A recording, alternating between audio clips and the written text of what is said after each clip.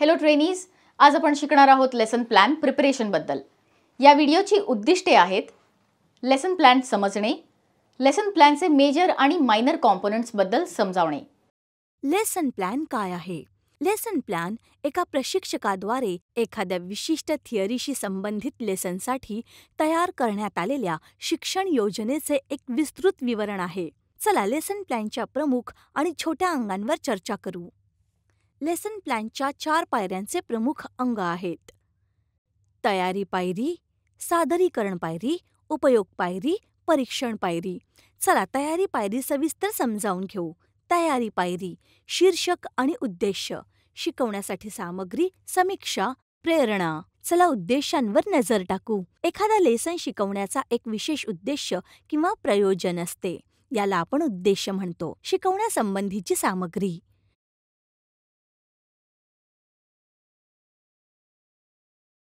जेव्हा शिकणाऱ्याची अनेक इंद्रिय ऐकणे, पाहणे, वास घेणे इत्यादी सामील होतात, तेव्हा शिकणं रोचक तसेच सोपं होतं। शिल्पकाराच्या प्रशिक्षणामध्ये आपण ट्रेनीला प्रशिक्षकाचं बोलणं ऐकण्याव्यतिरिक्त वास्तविक वस्तूंच्या माध्यमातून किंवा चार्ट, मॉडेलच्या माध्यमातून, प्रोजेक्टरच्या माध्यमातून किंवा इतर पद्धतींनी उपकरण, सामग्री, मशीन्स आणि प्रक्रियाही दाखवू शकतो। म्हणून प्रशिक्षकाने या वस्तू मिळवण्याचा प्रयत्न केला पाहिजे आणि वर्ग सुरू होण्यापूर्वी त्यांना उपयोगासाठी तयार ठेवलं पाहिजे। चला ओळखीवर नजर टाकू। तुम्ही एका वर्गात नवा लेसन कसे शिकवणार आहात हे थोडक्यात लिहावे लागेल। जर हा लेसन मागील लेसनशी संलग्न आहे, तर तुम्हाला माहिती असण्यापासून माहिती नसण्याच्या मध्ये या लिंकचा वापर करण्याची गरज आहे। या स्तरावर तुम्हाला ट्रेनीजना प्रेरित करावं लागेल, जेणेकरून त्यांची नव्या लेसनमध्ये स्वारस्य निर्माण होईल। एखाद्या लेसनची ओळख मोठी असणे गरजेचे नाही। काही महत्त्वाच्या बिंदूंना यथार्थवादी उदाहरणांसोबत योग्य पद्धतीने विकसित केलं गेलं आहे, ज्याला शिकणारा समजू शकतो। चला समीक्षा समजून घेऊ।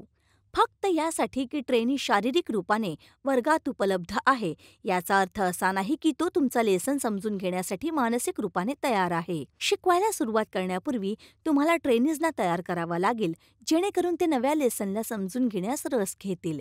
मग वर्गात सगळ्यात पहिली गोष्ट जी तुम्हाला करायची आहे ती म्हणजे मागील लेसनच्या महत्त्वाच्या विषयांवर चर्चा करणे। चर्चा करताना मागील लेसनच्या बाबतीतील लहान लहान प्रश्न विचारा, जेणेकरून हे सुनिश्चित होईल की ट्रेनीजला आठवतं की तुम्ही मागील वर्गामध्ये काय शिकवलं होतं। तुम्ही वर्तमान लेसनला मागील लेसनशी जोडून त्याचे महत्त्व दर्शवू शकता। जर हा पहिला लेसन असेल, तर याबद्दल बोला की ट्रेनीजना या विषयाबद्दल आधीपासून काय माहिती आहे। चला प्रेरणेबद्दल बोलूया। प्रेरणेचा अर्थ आहे इच्छा उत्पन्न करणे। एका प्रशिक्षकाच्या रूपात तुम्ही ट्रेनीजना नवा लेसन शिकवण्यासाठी उत्साहित केलं पाहिजे। यावर काही संक्षिप्त नोट्स ठेवा की तुम्ही ट्रेनीजच्या मनात नवा लेसन शिकण्यासाठी रस कसा निर्माण कराल। चला सादरीकरण पायरीवर पुढे जाऊ। टॉपिक आणि विकास, सूचना बिंदू, हिंट्स। चला विषयांवर नजर टाकू। जो लेसन शिकवला जाणार आहे त्यामध्ये महत्त्वाच्या बिंदूंना स्पष्टपणे लिहिलेल्या रोचक कॅचवर्डसोबत विकसित केलं गेलं पाहिजे, जेणेकरून तुम्ही एका नजरेत पाहू शकाल आणि समजू शकाल। तुम्हाला पूर्ण वाक्य लिहिण्याची गरज नाहीये। शिकवल्या जाणाऱ्या लेसनचे लक्ष किंवा उद्देशांच्या आधारावर टॉपिक्स निवडा। हे टॉपिक तार्किक क्रमामध्ये व्यवस्थित केले गेले पाहिजेत। चला सूचना बिंदूंवर नजर टाकू। टेलिग्राफ मेसेजप्रमाणे कीवर्ड आणि छोट्या वाक्यांचा वापर करून महत्त्वाच्या बिंदूंनी एक सार बनवा। प्रत्येक विषयाची आवश्यक माहिती व्यवस्थित लिहा। चला सूचना बिंदूंवर नजर टाकू। तुम्ही त्या कोड्स, सिम्बल्स आणि ॲब्रिव्हिएशन्सचा वापर करू शकता, ज्यामुळे उद्देश आणि टॉपिक्सबद्दल समजावणे तुमच्यासाठी सोपं होईल। चला हिंट्स समजून घेऊ। तुम्हाला योग्य ठिकाणी हिंट्स नोंद करावे लागतील। हे हिंट्स कोड्स, सिम्बल्स किंवा साध्या डायग्राम्सच्या रूपात असू शकतात, जे ट्रेनीजचे लक्ष वेधणे आणि निर्देशांना प्रभावी बनवण्यासाठी बनवले जातात।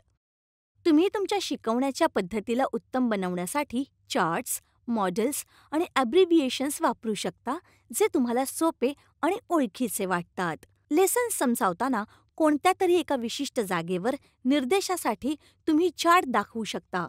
जसं की तुम्ही W/C किंवा Cचा वापर करू शकता आणि प्रश्न विचारण्यासाठी A किंवा Q किंवा प्रश्नचिन्हांचा वापर करू शकता, कारण पूर्ण प्लॅन सादरीकरणासाठी तुमच्यामार्फतच बनवला गेला आहे. प्रभावी शिकवण्याच्या पद्धतींसाठी शिक्षण सामग्रीचं प्रदर्शन महत्त्वाचं आहे. चला आता उपयोग समजून घेऊ. वास्तविक तेव्हा शिकलं जातं जेव्हा ट्रेनीला आपलं ज्ञान जीवनाच्या वास्तविक स्थितींमध्ये वापरण्याची संधी मिळते. कधीकधी वर्ग सादरीकरणादरम्यान हे करून दाखवण्यासाठी आवश्यक वेळ नसते. म्हणून हे सांगणं महत्त्वाचं आहे की लेसनच्या उपयोग पायरी दरम्यान या संधी कशा प्रदान केल्या जातील. आणि हे करण्याची योग्य पद्धत आहे की ट्रेनीजना विषयांशी संबंधित थेट प्रश्न विचारले जावेत. यामुळे ट्रेनीजना आपले आकलन दाखवणे, आपल्या कोणत्याही शंकेसाठी स्पष्टीकरण मागणे आणि त्याला या विषयावर चर्चा करण्याची संधी मिळते. या व्यतिरिक्त जेव्हा ट्रेनी उत्तर देतील तेव्हा त्यांना सांगा की उत्तर किती चांगलं होतं आणि यासोबतच योग्य उत्तराची पुनरावृत्ती करा. चला परीक्षण पायरीकडे वळूया. या पायरी दरम्यान ट्रेनीजना आत्ता शिकवलेल्या लेसनबद्दल व्यापक प्रश्न विचारणे महत्त्वाचे आहे. हे प्रश्न मौखिक किंवा लिखित रूपात सादर केले जाऊ शकतात. प्रश्न विचारताना आणि ट्रेनी जेव्हा उत्तर देत आहे तेव्हा डोळ्यांचा संपर्क टिकवून ठेवणे लक्षात ठेवा. चला असाइनमेंट पाहू. लेसनबद्दल काही प्रश्नांची चर्चा केली गेली होती. त्यांना असाइनमेंटच्या अंतर्गत लिहिलं गेलं पाहिजे. संबंधित समस्या, एक्सरसाइजेस आणि विभिन्न प्रकारचे प्रश्न ऑब्जेक्टिव्ह आणि सब्जेक्टिव्ह दोन्ही वेगवेगळ्या असाइनमेंट शीट्सवर उपलब्ध केले जाऊ शकतात. चला पुढील लेसन पाहू.